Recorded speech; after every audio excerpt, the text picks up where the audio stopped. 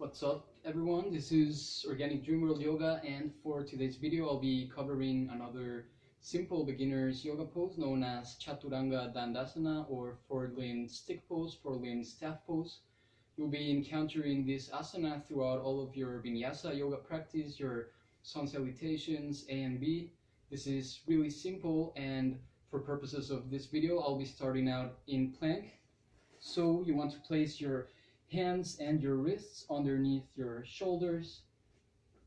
Press the hands onto the floor. Engage the abs, the back extensors, the legs, the quadriceps, the pectoral muscles. Tuck in the shoulder blades towards the midline of the body. As you exhale, slowly lower your body halfway down, pointing the elbows towards the back of the room, towards the back of the mat.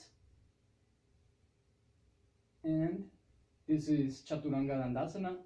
From here, you could inhale onto upward facing dog and exhale to downward facing dog, Adho Mukha Svanasana. So that's pretty much Chaturanga Dandasana. I'll be making more videos giving a few variations on this pose. So if you have any questions, comment, like, subscribe, and have an awesome day.